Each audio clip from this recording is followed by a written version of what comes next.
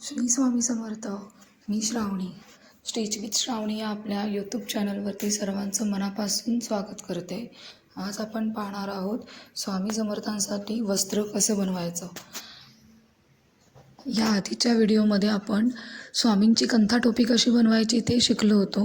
आता आपण स्वामींचं वस्त्र कसं बनवायचं ते पाहूया.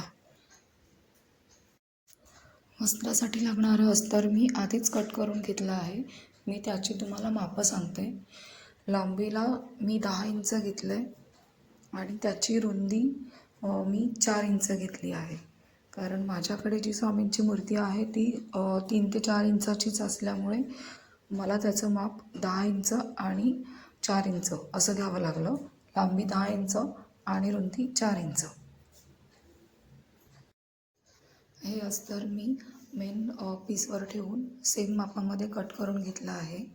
आणि आता ते आपण पीसची ही सरळ बाजू आहे त्या सरळ बाजूवरती अस्तर वरून ठेवायचं.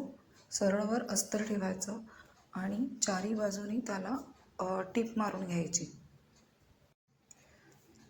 1.5 इंचाचा गॅप ठेवून आपण चारही बाजूने त्याला टीप मारून घेऊ आणि मग ते उलटवून घेऊ. आपण चारही बाजूने शिलाई मारून घेतलेली आहे आणि जो आपण मध्ये 1.5 इंचाचा जो ओपन गॅप ठेवला होता तिथून आपण हा कपडा उलटवून घेऊ.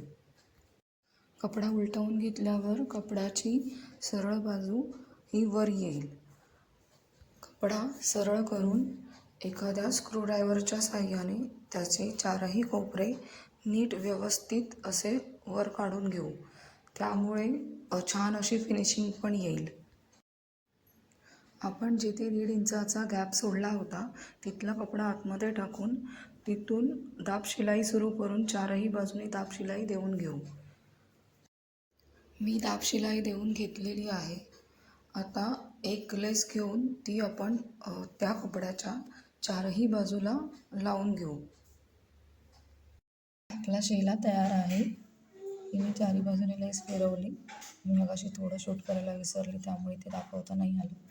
इथे मला लेस कमी पडल्यामुळे मी इथे दुसरी लेस फिरवली आहे की हा भाग आपला पाठीमागे जाणार आहे, हा पुढे येणार आहे.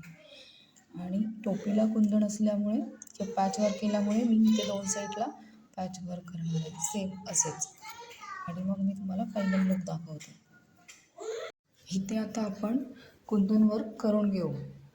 व्हिडिओ आवडला असल्यास लाईक करा, शेअर करा, कमेंट करा, चॅनल सबस्क्राईब करा आणि बेल आयकॉन प्रेस करा. थँक्यू. श्री स्वामी समर्थ. हा आहे आपला फायनल लुक.